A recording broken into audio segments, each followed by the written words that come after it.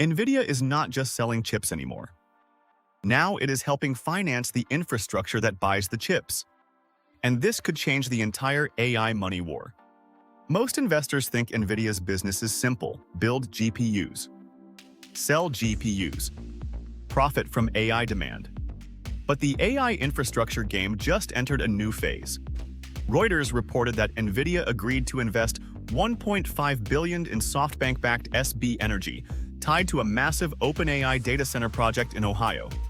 Nvidia also agreed to provide a guarantee of up to $105 billion to help OpenAI lease the site.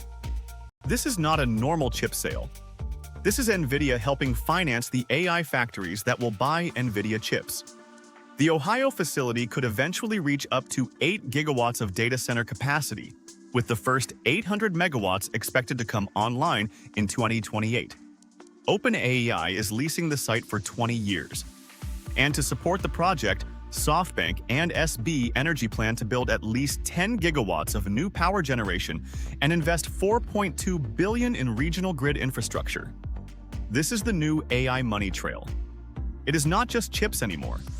It is financing, data centers, power generation, grid upgrades, cooling systems, networking, electrical equipment. And Nvidia is positioning itself at the center of the entire machine. But here is the risk. This can look like circular financing. If Nvidia helps fund the infrastructure, and that infrastructure buys Nvidia chips, investors have to ask one big question: is real AI demand driving this? Or is financing pulling future demand forward? Reuters also reported that Nvidia partnered with major financial institutions, including BlackRock, on platforms targeting more than $500 billion of third-party AI infrastructure capital. That means Wall Street is no longer just investing in AI companies. It is trying to finance the physical build-out of AI itself. The upside is huge. More data centers could mean more demand for GPUs, networking, power systems, cooling, and grid infrastructure.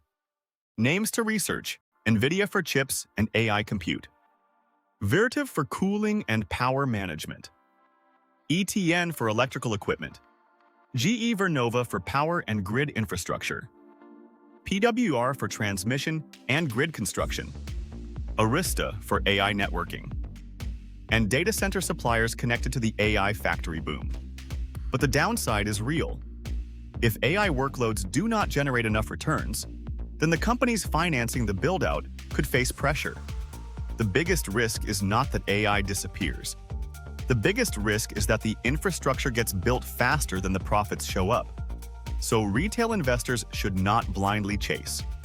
They should watch three things. First, construction milestones. Second, power sourcing. Third, whether AI customers can generate enough revenue to justify these massive projects.